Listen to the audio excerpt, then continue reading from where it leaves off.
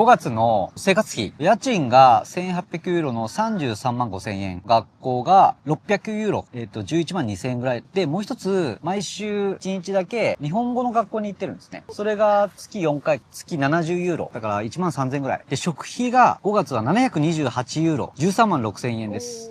次、外食84.64ユーロです。電気代が79.66、1万5千円ですね。こっちはオール電化です。だからガスがかかんないんで、そんなポルトガルなのに停電がめちゃくちゃ起きる。で、水道代62.98、1万2千円ぐらいですね。それ携帯代ですね。僕とむっちゃんの分2台で29.98ユーロ、5600円。4000時間話せて100ギガバイトまで使えるんです。こんなにいらないぐらいです。そして日用品、美容、これが4万4千円かかってます。で、交通費138.7で約2万6千円。こっちの交通費は全部タクシーですね。ウーバーとか、あと、ボルトとか。これがもう圧倒的に安いので、アプリでこう呼んだら、あと2、3分で来てくれる。これで車持つと、ガソリン1リッター300円とかです今350円ぐらいだった。で、総額が5月で71万3000円ですね。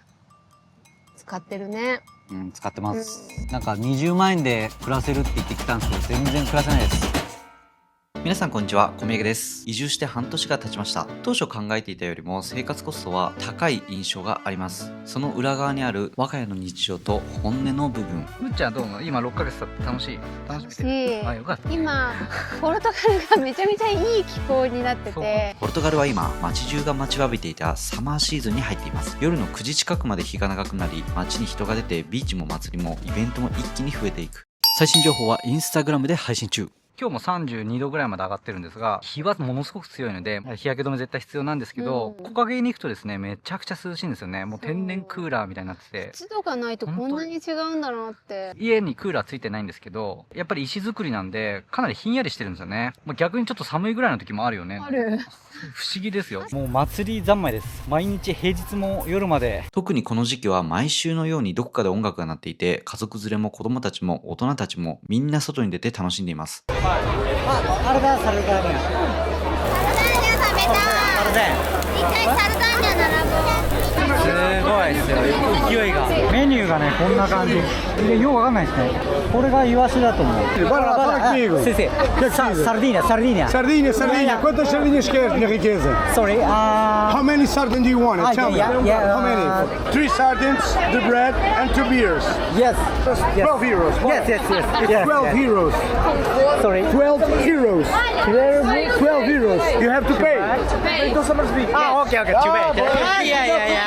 I have to pay.金払えってこと。Meu primo, como é que tá? Peca na área, Mariuá. ありがとうございます。日本語結構ね、知ってる人多いですよ。やっぱアニメの影響でしょうね。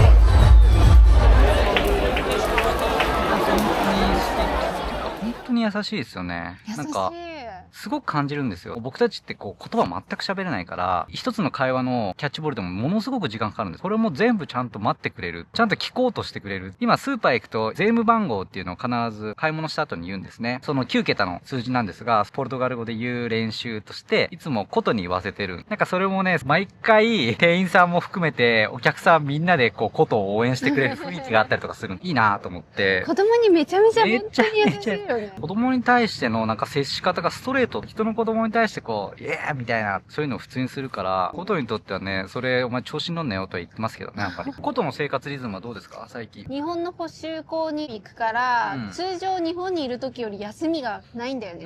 昭和って日曜日しか休みなかったじゃん。そうだね。学校のそういう行事が言っても、日本の文化とはやっぱり違うんでね。そういったところで今自分の立ち位置、どういう生活を自分でしていくべきなのかっていうのを自分なりに考えながらやってるんだろうなと思います。楽しみもあるし、不安もあるしっていう感じの精神状態。まだ半年なので、これからですけど。この前太極拳とかもね、行かしてもらって。すごい楽しかった。アジアの文化をポルトガルで紹介しているコミュニティ M。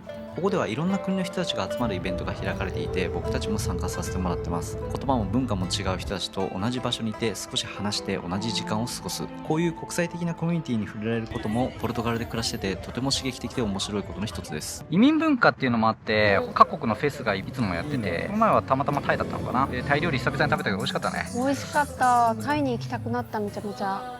で、前回の動画で仕事のことで泣いていたむっちゃんなんですけども、今はそれからちゃんと立て直してオーナーのマシャと新しいプロジェクトを始めている。とにかくこのマシャが人間的にとてもポジティブで素晴らしいエネルギーの持ち主。むっちゃんにとっては本当に大きな出会いになっています。この場所に来たからこそ出会えた人がいて始まった仕事があって、それが少しずつですけど人生が面白い方向に動き始めている実感があります。そう考えると僕たちにとってこの生活コストはただ消えていくお金ではなくて、新しい人生を作るための時間や経験に変わっている気がしています。ただもう少し長く住んでいる日本人の方たちから話を聞くと、様々な手続きなどのレスポンスの悪さ、荷物が届かない、病院で何時間も待たされるなど、日本では普通にできることが全くこちらでは整ってないという話も聞きます。そういったことが連続した時、自分たちのメンタルがしっかり保てるかっていうのは不安が残るところですけども、現状6ヶ月の本音のところで言うと、もちろん大変なことや面倒なことは多々あるけども、とても楽しませてもらっているというのが本音のところではあります。で、この前行ってきたその日本人夫婦のお家、家見てどうだった？めちゃめちゃ良かったことは、この家に住みたいって言ってた。ね。そして先日リスボンから少し南へ行った場所で、リスボンとはまた違うポルトガルの暮らしも見させてもらいました。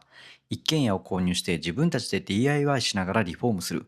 そして仕事を作り、人が集まる場所も作っていく。海外で自分たちの手で暮らしを作っている方たちです。これ全部作るっていうのはどういうリノベなんですけど基本、は天井がこの高さでこうやって全部あったから、はい天井を全部取ってこれが天井だったってことですね。そうそうそうこれ抜いたんですね。そうと窓つけて、窓つけるんですか？ここだから何もなかったんですよ。この棚とかもなかったっていうかキッチンがなかったからキッチンも全部作って壁をこうくり抜いて、そうちょっと倉庫作ったりとか。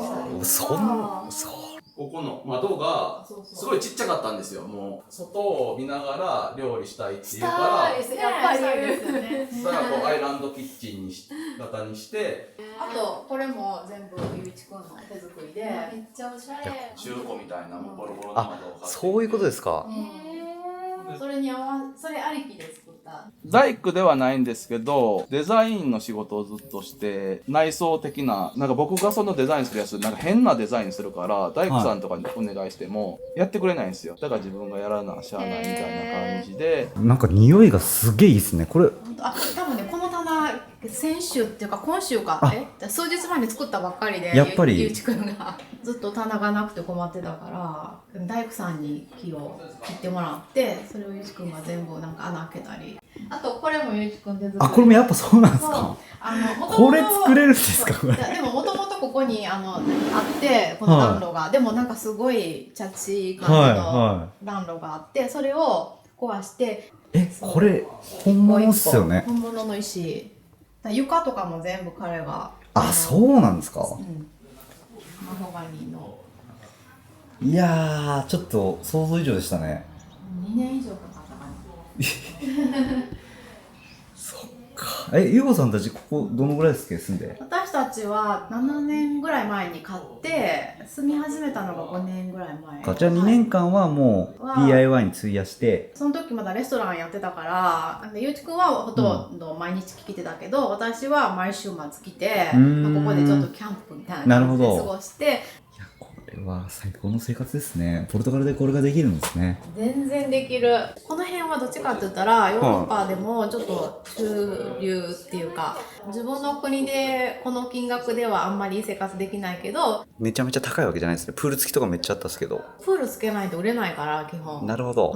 でもリスボンに比べたら全然安い。お二人はもともとリスボンで日本食レストランを経営していました。飲食のプロだったわけではなくて、ほとんど知識のないところから始めたそうです。それでも試行錯誤を重ねてたくさん苦労して、わずか1年ほどで多くの人に愛される人気店に育ちました。そうして今、そのお店を手放し現在に至るということで、ゆうこさんはその流れからこの場所で料理教室を開き、多くの人が集まる人気の場所を作っています。ゆういちさんもすごい、もっと話したかったな。いろんな心境を生きてきてるはずだからさ、それで今自分でああいう風に自分のポジションをちゃんと持って、すごい憧れました。ゆういちさんはアーティストとして活動してきた人です。ヨーロッパでは無名の状態から作品を作り続け、個展を開けば作品がすぐに売れてしまうほど多くの人に届く存在になっていました。これ今書いてる途中の原稿のやつ。すごい。すごい。これ生見れるの超嬉しいね。やっぱタッチがやっぱすごいっすね。これスキャンして、インスタにアップしてくるってそうことですか？この一コマずつをでもすごい1ページにして。そう。全然デジタルでできるけれども、やっぱアナログで書いた時のなんか風合いとかっていうのがやっぱあって、書き始めた時は週5で投稿してたんですけど、今はもう小ネタ4コマみたいなやつは、週1に不動産屋さんになんか依頼されてるやつだけしか書いてないから、もう委託されてる漫画しか書いてなくて、プラス11月に本出すんですけど、それ用の漫画。本が出るんですね。そう、漫画の。いやいや、そんなの立ち読みでいいですよ。立ち読みでいいですよ。めっちゃ。すごい。スピード速い。早いの。プロやからな。プロが。なんか豆板醤これで作れるってインスタでやってましたね。今月のワークショップが豆板醤。豆板醤ってね、なんか赤いからそういうイメージが。ゆうこさんのインスタ見てると本当お腹空きますよね。本当？よかった。すごいシンプルで何もしなくていいもん。なんかこう素材さえよかったら、もう塩だけとか麹だけとかで。ピザを焼くから、なるほど。オリーブの木を。これも全部ゆういちさんの自作。全部自作ですよね、これ。全部自作です。これえらいことになってますよ、皆さん、これ。ポトちゃんこっち見て。ほら、ブクブクしてるでしょ。取ります。早っ。こんな早いんだ。わ、すごい。じゃあここに置きます。そこに置くんだね。うわー、すごい。すごい。これはうまそう。もうパリッパリっすね。パレでしょ。すごい。もう。はい。あ。や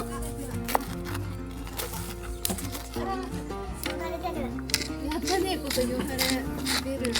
美味しそう。全然こう見たこともなかったし、イメージもしてなかった、その街の雑踏の中で、ヨーロッパって言ったらやっぱり生きていくイメージだったんですよね、移住すると。だけど、ああやってこう、一軒家で海外に住む、ヨーロッパに住みたいって思ってるとこも満たしつつ、畑もできて、自分たちのセーフティーゾーンをちゃんと作れて、遊びに行ける場所とかもちゃんとあってっていう、あの生活は、めちゃめちゃ憧れたね。で、車で行けば都会に。ねえ、さらっていけるし、やっぱ知ると、本当に世界が広がってワクワクしましたね。豊かだなと思った。豊かでした。はい、どうも、撮影後の一杯です。ご飯食べます。なんかポルトガルは昼から飲んでいいっていう空気になってつい。